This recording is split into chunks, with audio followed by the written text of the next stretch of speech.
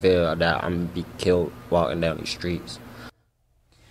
So Ben, can you reflect on that? The voices of the young people that are most directly impacted by criminal justice issues, poverty, violence right here in Baltimore. Well, first of all, I could raise my hand. I've had 2 family members killed in Maryland in the last 10 years. 2 shot, 1 survived, 1 was killed. And the reality is that when you live in a high crime neighborhood, chances are you will have the most contentious relationship with the police because you're the most likely to be targeted for abusive policing and yet need them to do their job well the most. The school you're looking at, of course, is in the old building. It's the Renaissance Academy, because Mom desegregated Western High School for girls, and those are all boys. But our young ladies are just as worried. And it's probably most heartbreaking when you talk to the young people. I was at the McCullough Homes housing projects when my mom spent the first 7, 8 years of her life with my grandparents growing up, talking to a 7-year-old boy, just as bright and promising as my mom would have been at that age. And I said to him, "What do you want the next governor to do?" And he said, "Fix the bus system." He said, "We used to take us 2 blocks, and now we got to walk 6 blocks." And one of the elders chimed in and said, "The only folks who have profited from that are the criminals that prey on us." And the boy piped up and he said, "I've seen too many dead men." 7 years old, just being able to utter that phrase. We have to, in our soul, internalize that these are all our kids. We like to disown children in this country. We'll talk about those poor white kids, or we'll talk about those black kids in the we are all Americans, they are all our kids. And the governor of our state has a special responsibility for public safety in Baltimore because since the Civil War, BPD has been a state agency. And so we need a governor who in their bones feels the urgency to increase public safety and understands the complexity. That we're going to have to do this first by reestablishing trust, because trust is the currency in which law enforcement can do their jobs. And there's a big deficit and we've got to deal with it seriously. But we at the same time also have to embrace what works outside of the police. Our Safe Streets program needs to be massively expanded. It's only got a budget of $1.5 million. And in the neighborhoods it's used, it's reduced crime by, or reduced shootings by something between like 40 and 80%. That's exactly right. That's exactly right. Huge success. And the governor just invested in expanding it everywhere but Baltimore, right? Think about that for a second, just the kind of loathing, you know, of our city that represents. And then we also have to, frankly, recruit and train officers differently. We use personality tests right now, but we don't use them to weed out the officers who are most likely to kill somebody, yet we know what personality types those are. Got to weed them out. And ultimately, then you've got to actually deal with the fact that we're going to have to enlarge like the homicide unit, the crime victims lab, the special victims unit, because the best thing we can do to stop the next shooting is to expand safe streets. But the best thing an officer can do is to get the guy who killed somebody today off the street. Because the second, third, fourth killing is always easier. And so that's the sort of common sense approach. You know, let's double down on what works. Let's focus on building trust first. Let's focus on investing in non-officers who actually are more effective at stopping the next shooting. But yes, let's also invest in the aspects of the department that actually really make us safer. Getting away from the failed broken windows and getting back to the old sort of old style, let's focus on the most serious crimes first. So we know Jeff Sessions, he dropped the federal investigations into the 6 officers that killed Freddie Gray. Yes. But the DOJ did release a report, a scathing indictment of the Baltimore Police Department. It said it treated black people as second-class citizens. Now, longtime advocates in Baltimore that working to reform the police, they say, like as you mentioned, the police is largely controlled by the state. There's state law. Maryland has the strongest law enforcement officers' Bill of Rights in the country, right here in Maryland. That's a big reason why people feel like those officers got off. They have special protections that you and me wouldn't get if we were charged with a crime. Would you support reform of that law enforcement or officers' Bill of Rights? Oh, absolutely. And I have. I actually wrote a report called Towards Trust in consultation with more than a dozen local advocacy groups right after the uprisings. And that was central to it. Here's the funny thing. I think we can get a lot of officers to support us in it too. When you ask them what they're most concerned about, they say, look, the best of us keep leaving to the county because we're underpaid in the city. You say, well, what about this? It used to be a 10-day period in which if you were charged with a crime as an officer, you couldn't be interrogated. Now it's been cut to 5. They said, honestly, it's not really a big deal to us. If you're a criminal, you should be treated like a criminal, whoever you are. So we need to stop assuming that we know what folks that we're not talking to or listening to think, and really get everybody around the table that it's going to take. Because the reality is that we're going to need the entire community. We're going to need pastors. We're going to need, frankly, folks who have been gang affiliated and really understand what's happening in the streets. We're going to need folks in safe streets who may have been gang affiliated. We're also going to need officers. We're going to need teachers. We get everybody around the table, business leaders, and say, all right, what's the outcome that we want? How do we get there? And I think we'll find, sometimes we'll be surprised. Van and I have done this on criminal justice reform, issues like the death penalty, mass incarceration for a quarter century. And what we know is that, what our grandmas taught us, that when you assume you make out of you and out of me, really is true. And so I want to bring Van and Eddie into this conversation. Baltimore and the state of Maryland have very strong police unions, and they oppose along every step of the way reform, changing any of their rights. What do we do to get them on board and to support reform efforts? Well, everything comes down at the end of the day to leadership. As Ben is pointing out, you have a generation of people in Baltimore, young people, who are being crushed between unlawful street violence on the one hand and then some unlawful police violence on the other hand. And they're stuck in the middle. And the only way you can resolve that is with leadership that's willing to look at both problems squarely in the eye. I think I was the first person to endorse Ben because I endorsed Ben before he endorsed himself. I have seen this guy do miracles and wonders, bringing people together who people said would never come together, whether you're talking about criminal justice or the death penalty or LGBT stuff or anything else. My big heartache and heartbreak is how much common ground there actually is when you get people talking and how little we actually do about it. You can get people in a room to actually agree, but it takes leadership to then get them to stand up and take common action.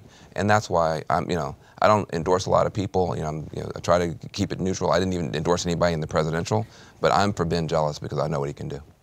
And Eddie, we know that one of the big pushes in the community right now is community control, civilian-led policing, instead of it being something that's more akin to a military occupation. That's what a lot of people feel like. What are your thoughts on what Ben and Van talked about?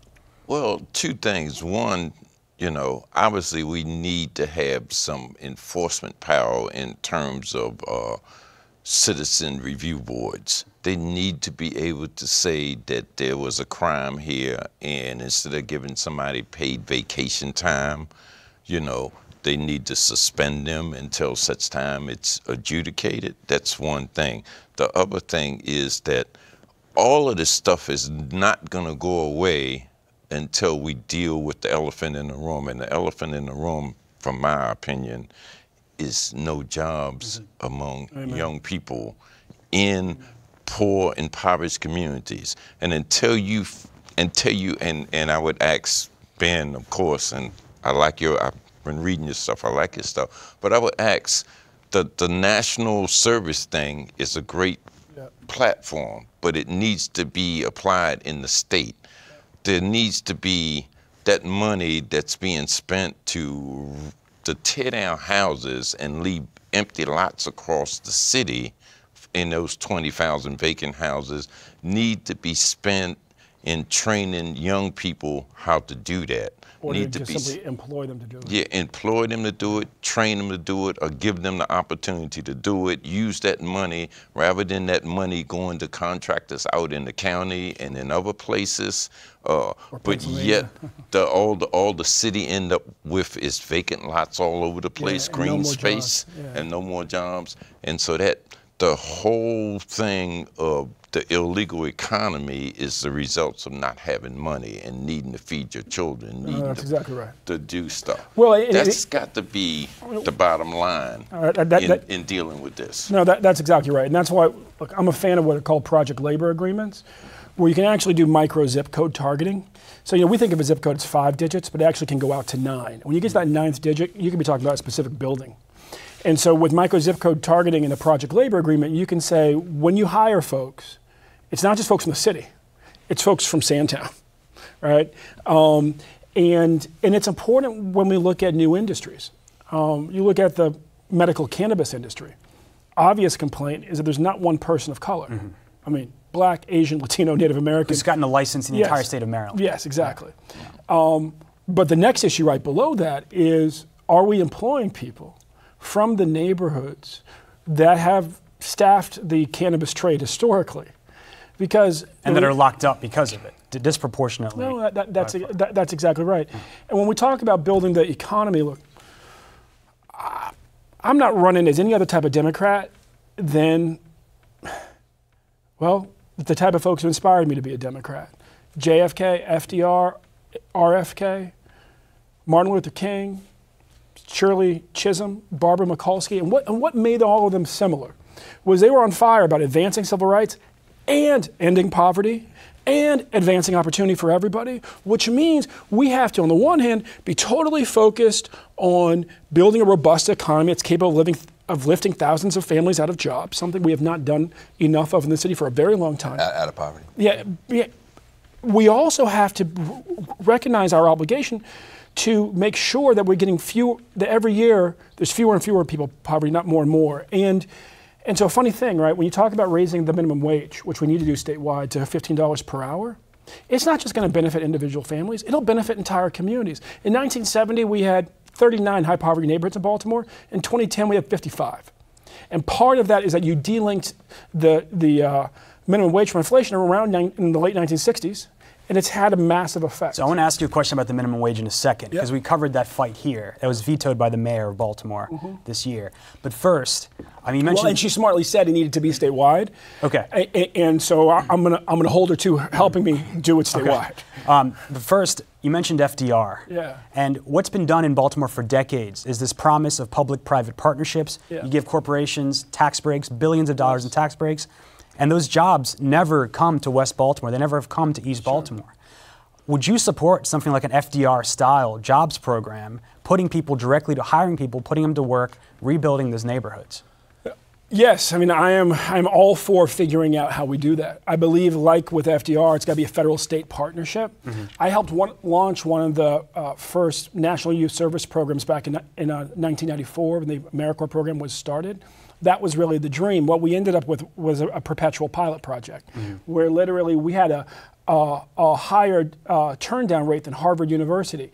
You had millions of young people who wanted to do National Youth Service. And as a country, we have to move to actually having compulsory National Youth Service. Every American should have a rite of passage where for 2 years you're working on behalf of your country. It's imperative that we do that so that, for instance, we can create a culture of work amongst folks whose families have been locked out of the economy and help their young people get into the economy. You know, the best job training program we have, for better and worse, is the U.S. military. And the reality is that young people should be able to say, I want to serve my country, but have other options than going into the military. Right? I want to serve it in the National Health Service. I want to serve it building, trails in the park, right? And if we were doing that, we would be a stronger nation. So another question community advocates had is, how are you going to pay for this? How are you going to fund it? Are you going to make commitments to fund safe streets, to give more civilian control over the police department? Talk about that. So one of the things that makes me different is I'm not running as a career politician. I'm running as somebody who's been a CEO in a nonprofit or the partner in a business since they were 26 years old. And I've been trained to be a CEO the old-fashioned way. And part of that is that if you don't have when you're a CEO of a nonprofit or for-profit or partner in a business, and you do not have a conversation about the budget, a hard conversation about priorities, and Van as a serial founder gets this, you could lose everything. Absolutely. Not just your job, the organization, everything. When you're trained to be an executive in politics, as some of my opponents have been, all your incentives are misaligned. If you do have a tough conversation about the budget, you might lose your job. And so they kick the can down the road. So one of my convictions is, and it's just based on my experience of almost 2 decades of leading different organizations, is that you can always optimize a budget by 5%. Right now, to fully fund our schools in Maryland, it could cost $2 billion from the state. Budget's over $40 billion. We're talking about 5%. So the first thing that we will do is we will have a participatory budgeting process where we actually make sure that we understand the priorities of folks in the state. I guarantee you education will be number one. Mm-hmm. And then we'll align our budget to pursue those priorities. And for the first time, we will fully fund our schools. And we can do that just by optimizing our budget. Van, I wanted to bring in this conversation. It costs way more to lock someone up for a year than to put them in school or give them a job. How do we change this conversation and actually have policies that help people and not lock them up and incarcerate them? Well, you know, in my book, which is called Beyond the Messy Truth, the subtitle is How We Came Apart and How We Come Together. Reality is some of the stuff that Ben is talking about are common ground issues where we can come together. For instance, we have been working with our campaign. I work at a place called the Dream Corps. We have a campaign called Cut 50, I talk about it in the book, where we're actually bringing Republicans and Democrats together to get some of this stuff done. And it's actually pretty remarkable that, you know, from a conservative point of view, they say now the prison system is a big, unaccountable government bureaucracy, wasting money, giving us bad outcomes. They say that they're libertarians, don't want the government gobbling up more rights and liberties for people. They say that their conservative Christian members are concerned about the lack of redemption, the lack of second chances. So there's a common sense conservative opportunity, and of course progressives have been talking about this for a very long time. So, but what's missing is the leadership to bring people together and get it done. We can talk about it, we can agree at a conference, we can agree on a TV set, but to make something happen takes real leadership. And so I am excited. Again, my book has, a third of the book is just common sense ideas, stuff we could do, quit crying, quit being freaked out by every tweet from Trump. Let's get back, on the road to making a real difference. And it lines up, I think, a lot with some of the stuff that Ben's talking about. I know you have to go in just a minute, Ben, but everything you've talked about today, there's going to be moneyed interests that are going to be opposed to you. Right. I mean, the bail bondsmen, I'm pretty sure, are organizing. Yeah. The prison industry, the police unions, corporations are not going to be happy with what you're saying today. Right. Talk about how you're going to fund this campaign and who you hope supports you. First of all, I think there will be many folks in the business community who understand that because the business community fundamentally likes to preserve the status quo. They do pretty well in it. But the uprisings in Baltimore reminded all of us that sometimes the status quo is the enemy of the status quo, right? that we got to give a little in order to keep getting. And so I've met with plenty of business leaders. What I do every day is invest in small businesses. I'm a social impact investor. Who said, yeah, we need to increase the minimum wage because our economy's been contracting at its base for 40 years, and 70% of our GDP comes from consumer spending. And so, yeah, I'm right with you because my businesses will do better if folks are making more. That used to be how we thought in this country. And so I'm proud that, whether it's somebody like Ben Cohen at Ben & Jerry's, or it's, friends here in town who are leading startups who hosted an event for me last night, that we'll have many business leaders who understand that if all of us do better, all of us do better. We're funding the campaign with, frankly, a lot of online support. Bernie Sanders went out to his list. Huge response came back. Here in Maryland, house parties across the state. And also, I'm proud to say, friends in other parts of the country who understand that it's critical that we take back these governorships. One day you wake up, as we all did, and you realize that they control 38 governorships. Two things should strike you right away. One, if you remember your U.S. Constitution, that's enough to rewrite it. So we've got to start taking our governorships back. And secondly, change doesn't come from Washington. Change comes to Washington. In other words, the reason that the Republicans are, and really the far right-wing Republicans, are capable of running every branch of our federal government right now is because they first built a movement that's capable of running 38 states. And so we have to be focused on this, and I'm glad that we're getting a lot of support in the state, but also friends in other parts of the country are calling saying, how can I help? Last question before you have to go, and we're going to continue with Eddie and Van. Yeah. Larry Hogan, he canceled the Red Line, which would have connected impoverished parts of West Baltimore and East Baltimore, jobs, opportunity and economic opportunities. centers. Yeah. Can you talk about if you would support restarting the Red Line? Oh, of course. I mean, look, Larry Hogan redlined the Red Line and broke a bus system that wasn't fixed to start with. We need a 21st century strategy for transportation in our city and in our state. And when I'm governor, we'll do everything we possibly can to revive the Red Line. That may mean changing who's president. I'm all for that too. To fix our bus system and to modernize it. We need bus rapid transit. We need buses that move like subways do, dedicated lanes, little computers that change the signal so they can keep going, and you load on a platform at the same level and you pay in advance. We can build that faster than we can build the Red Line. We can build it as we're fighting with the federal government to get the funds back. We're going to make progress on transportation no matter what we do. Like I said, for me, everything in Baltimore really started for our family at the McCullough Homes housing projects. And when I sit with little children who are being preyed upon because this governor tripled the distance that they had to walk to the bus, I will act with the urgency that type of situation requires. All right, Ben, thank you so much for joining us today. And we know you have to go, but we're going to keep this conversation going for a few minutes. Well, I mean, y'all are in good hands. And I know Eddie has a lot to say over there. Look, I just appreciate what you guys do. Thank you. Thank you so much. So Eddie, I'm going to turn to you for a second. Talk a little bit about bringing people together. That's what we're talking about with Van. How are we going to make that happen in the state? It's extremely divided between the red and the blue, but also even within the Democratic Party here. There's certainly conservative aspects of it that want to keep mass incarceration going in the state.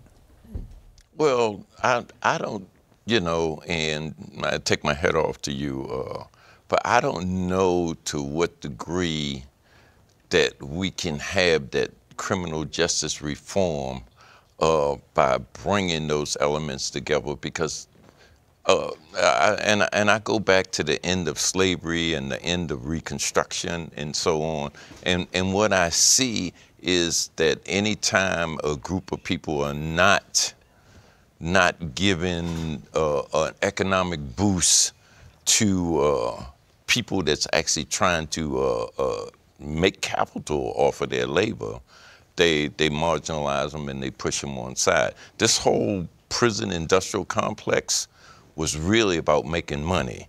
It was about employing people in the rural communities. Upstate. It was upstate, outside of the urban centers, and it was about locking people up in the urban centers and incarcerating them in those rural areas where jobs are created as a result of the manufacturing jobs that went overseas and so on. So all of this is an economic arrangement. And now this economic arrangement has overtaxed the revenue system.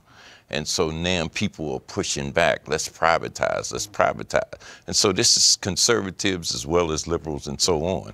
And this pushback now is gonna de-incarcerate a lot of people, but not employ them. So we're going to still have that same violence and that same chaos in the cycle. communities. Yeah. And until we make a decision collectively to start putting a wealth tax on people that's getting benefits at the top so that we can have some employment and some social services down at the bottom, none of this stuff is going to change. The groups are just going to continue to be marginalized and exploited and then become obsolete until such time that there's another way of making money. So, I mean, to me, I don't think that's a way out without getting money behind it. Your thoughts, Van? Well, on that hopeful note, I would just add is that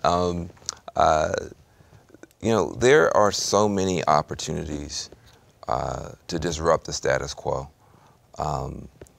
politically, even from a technology point of view. I don't think it's a left-wing period or a right-wing period. I think it's an unstable period.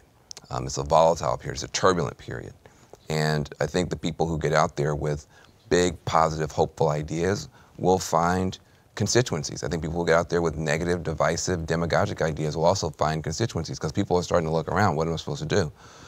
I agree that what we used to call it the prison industrial complex. Now they call it mass incarceration. I call it the incarceration industry for the very point that you're raising.